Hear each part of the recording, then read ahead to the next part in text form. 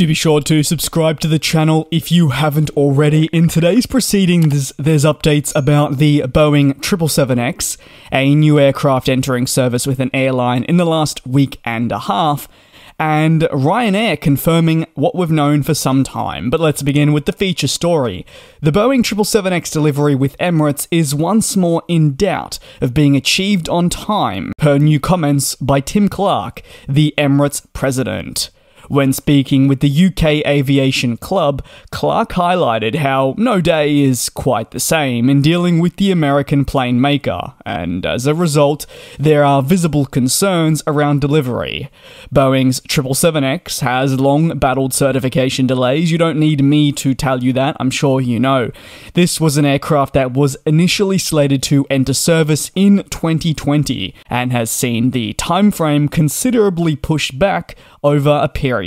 As part of the latest round of revisions, if you will, Boeing believed a 2025 EIS would be achievable and was moving ahead with this diligently. Now, largest customer Emirates is doubting the possibility of getting these planes by the end of next year. As a result, this would see delivery for the aircraft, per the latest comments, slip into 2026.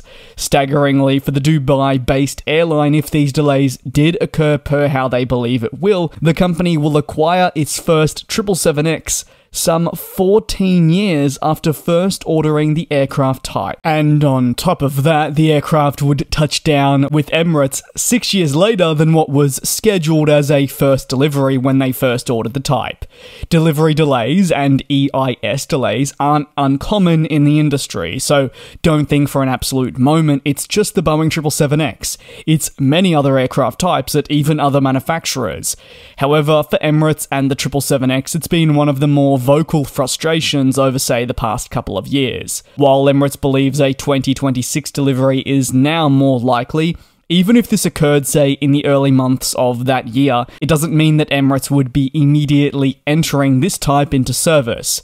As a result, the overall timeframe for an EIS does remain unclear. Emirates has been long critical of Boeing, with its president Tim Clark certainly not afraid to speak up at certain internal decisions that impact the manufacturer. Following the latest door blowout incident and subsequent quality concerns, Clark said this is largely their last chance. Clark believes a way to rectify a lot of what has taken place across recent years would be to see substantial change in management. These words are, in a similar fashion, discussed by current and past employees, who have highlighted the disconnect between those on the floor and those in the offices. The FAA has issued a 90-day order for Boeing to put forward a comprehensive turnaround plan that'll address critical concerns and allow them to implement key strategies to become a leader once more in our industry. Clark, while yes, being critical, has always applauded the type of planes that Boeing offers,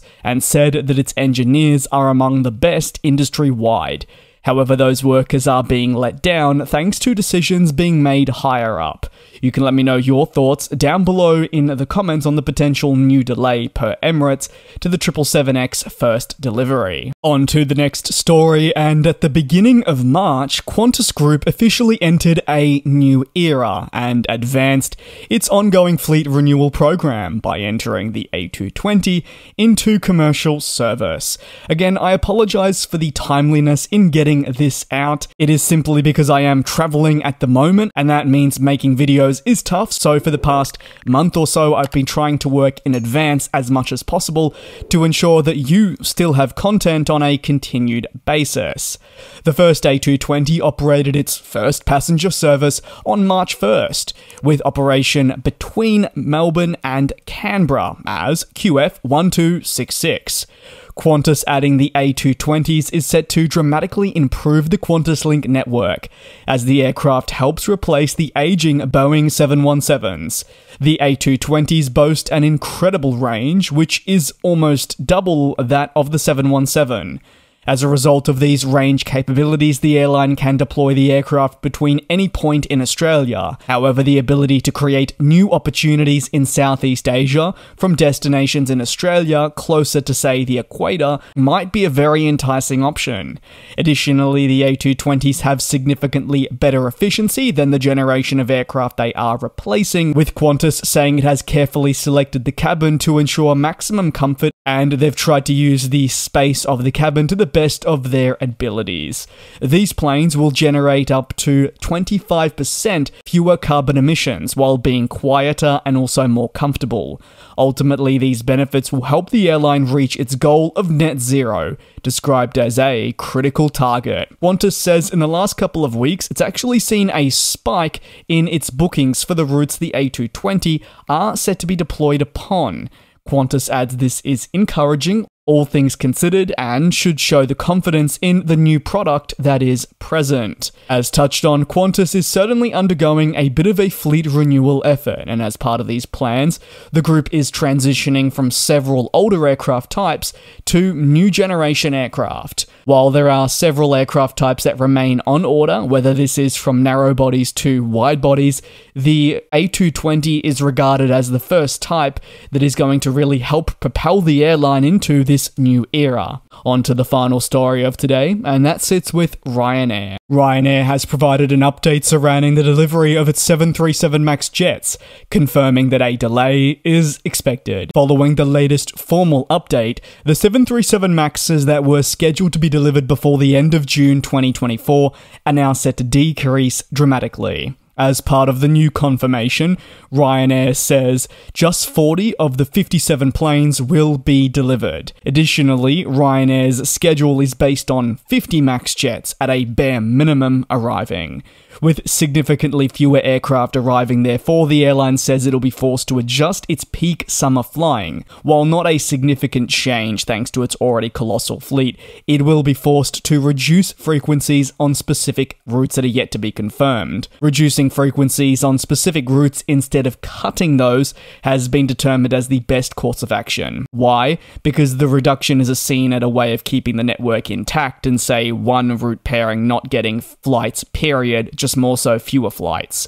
Ryanair further confirmed that its schedule changes will reduce traffic through the financial year compared to its original target, but the major budget airline is communicating with Boeing to ensure that it can deliver these aircraft at the right time. However, unfortunately, due to ongoing investigations into the manufacturer, there's a lot of uncertainty on when these planes will actually be delivered.